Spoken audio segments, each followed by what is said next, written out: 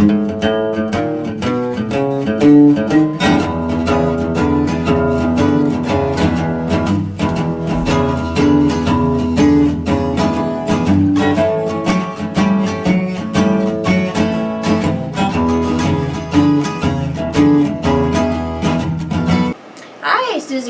of the Rockies, and welcome to the Susie Homesteader channel. And today we're going to be doing a remodel on a bathroom, and actually kind of finishing this bathroom up, which wasn't completed, in one of my cabins. And what we're going to talk about mostly today is how to install a laminate plank flooring in a bathroom. So we'll kind of go through this step by step, but one of the first things you have to do, obviously, when you're getting ready to lay this plank flooring, is obviously make sure that you have a nice bare floor. So in this case, this is just an OSB subfloor that was originally in here. But as you can see, there was some carpeting which was glued down to the flooring, and really actually very hard to pull up.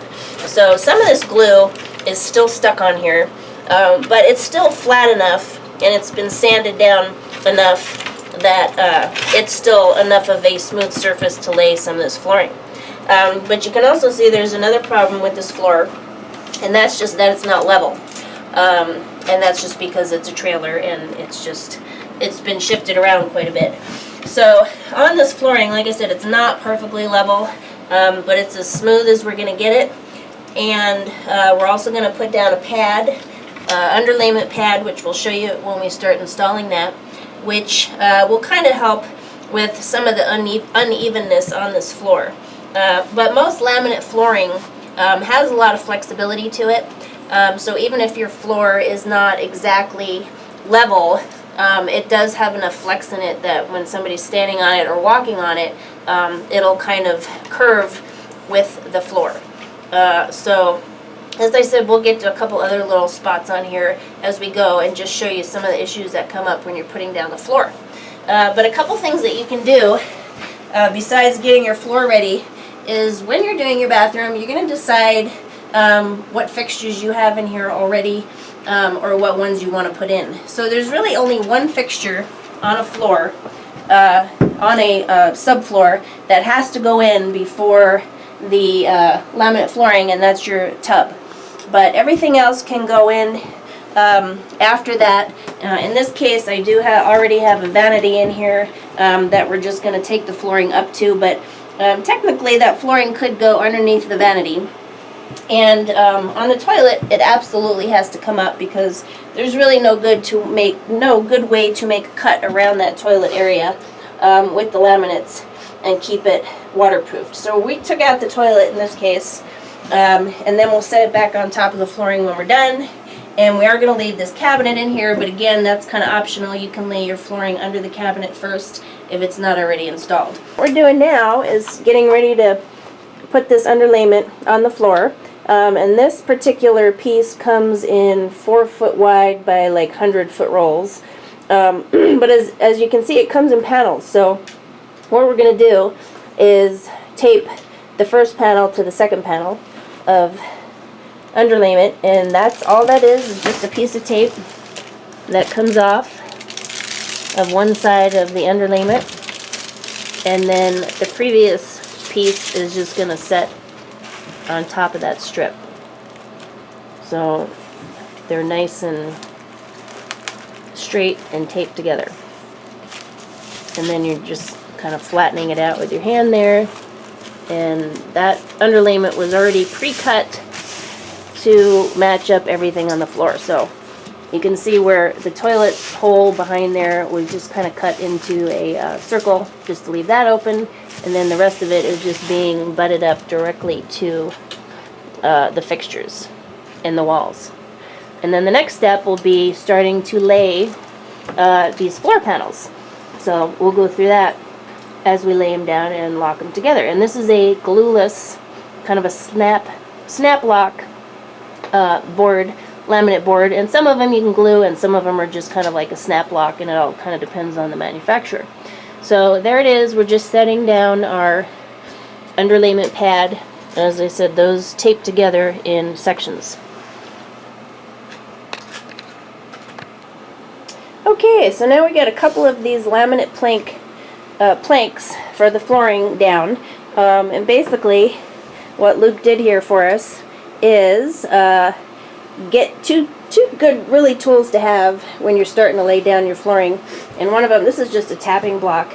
And a lot of people just use a piece of wood or just anything so that they're not touching the plank directly with a hammer. But as you can see on this tool, it has a little bit of a ridge to it, or a little rim right on there, and he'll show you how that kind of fits right on top of the plank there, because what that does is miss that little piece of groove altogether. So when you are tapping that together to get each plank tight, it's not actually going to touch the top of that groove at all when you're pounding on it, because that's, you know, a more fragile piece of that plank. So what that does is kind of miss the groove and just go over it a little bit. And then they do make something called an end bar, or I don't know, there's probably a couple terms for it, for adjusting these planks together. But what we have is a cat's paw, and what's nice about that is it has the blunt end on there for actually tapping, kind of like a hammer, like he's going to do against that block. And then the other side is for just kind of like a pry bar, you know, or a nail pull, that is going to help when you get closer to the edges of your flooring, where you have to push it in both directions when you start getting really tight there. So what he did on this was he started with these planks about 1/4 of an inch away from the actual floor. Now, this wall doesn't have any trim on it, but it does have this tongue and groove wall panels on it, but the trim has been taken off. And then he did leave a little gap there before he started laying these together, just so he could adjust the planks to fit nice and tight, and that just gave him some room to work. And then, as you can see, it got cut around that toilet hole and some other plumbing, and now basically we're ready to put the toilet back on, or any kind of trim that's going to just fit along that wall. But it's nice and tight, and when you lock these together, you'll kind of know when it's a perfect fit, because it should be almost seamless when it fits. So you really, like I said, just kind of need those two tools, and you might not even need those either, just to get them to kind of all snap together. But that's just, you know, 3 or 4 planks there to start with. And then, of course, you're also going to stagger your planks so that none of the ends there are ever the same all the way along. So you're going to stagger it just like you'd stagger anything else. And if you have to make cuts to do that, then that's how you do it. And then they just also fit together and stay together a little nicer if everything is staggered like that. Okay, so here we are. We got this plank flooring completed all the way to the carpet. And the last little material that you're going to need after you get that plank flooring down is going to be a transition strip. And sometimes it's called molding, threshold, there's all kinds of names for it. But basically all it is just a strip of wood that is going to go between the carpet and the laminate. So there's an example of that. And then, as you can see, after we got that transition strip down, we went and got the trim in behind the toilet, just so that it's easier to, you know, get that on the wall before the toilet's installed. So if you can, get all your floor trim in that's, you know, close to where that toilet's got to be put back in. So that wrapped around the wall, and then of course your cabinets. So whatever trim you have left on the floor there. And then obviously getting the toilet in is your last big step after those planks are all locked together.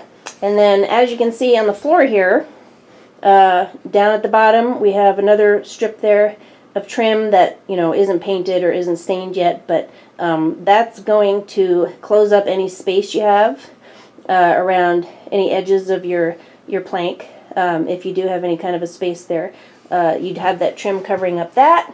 And then down at the bottom, one thing that I like to use for tubs is, sorry about the dog, is just this great little plastic adhesive. that it just glues down on the floor and the tub. And that is so super easy to use. You just peel off the tape there, and that works great against the base of a tub. And then every once in a while, over the years, you may have to replace that if it just gets a little gummy. But for the most part, those little tub trim strips work great around your fixtures. There's a couple other things that you can still do on this, just in the event that something gets damaged, like on a very end board, like down here.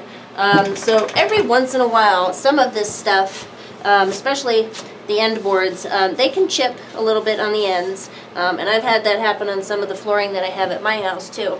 But you could, if you had to, remove one of the pieces that are hopefully just on the end of your flooring and replace it with another piece. So if you do have any extra left over, make sure you keep it. Do not get rid of it, because there is a possibility that you might be able to replace one of these planks just in the event that it gets chipped, but it doesn't, or scratched, or just really damaged. It doesn't happen very often, but every once in a while it's a possibility. So you want to keep any extra pieces that you have. And then to clean a floor like this, really, really easy. You just want to get kind of like one of those Swiffer mops, or just something, you know, real, not heavy duty, like a heavy duty mop soaked with water. Just kind of a nice damp cloth style mop with maybe just a little bit of a vinegar or a cleaning solution on it for laminate floors. And they do make a cleaner specifically just for laminate plank flooring. And then one other thing I forgot to mention is that some of these planks actually come with a pad attached to the back of it. Now this one does not, because this is the kind that we used on our floor here, so you can see there's no extra pad on that, but some of these planks will actually have an extra pad adhered to it, and then in that case you can choose whether you decide to put down a second piece of underlayment, which is probably a good idea, because that second pad under there is still, you know, even soundproofing the room to some degree. And then it's just up to you whether you want to put that second piece of pad down if it already comes with it. But in our case, we didn't have it on the back of these planks. And then something else they do sometimes with these boxes that they come with, they usually will have some kind of an installation paperwork in there. But if it doesn't have like a big booklet or a little paperwork manual in there in the box, which sometimes you can't find them, or they fell out of the box, look on the inside of the lid, because you might see your installation instructions on that. So there's the front of the box, and there's the back, and in this case, like I said, with this Swift Lock flooring, they have it on the box itself. And thanks so much, Luke, for all your hard work today. Looks beautiful. And he taught me a few things too. So there you go. There is our beautiful plank laminate flooring. And that's about 50 square feet just in this little area. But as you can see, it came out really, really nice and super easy to do. So if you have any other questions, come see me on my website, Susie Homesteader of the Rockies, and I will answer those for you. So we'll see you there. Bye-bye.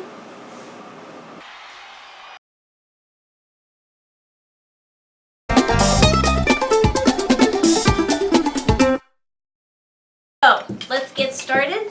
Subscribe to the Susie Homesteader channel, and we'll see you there. Bye-bye.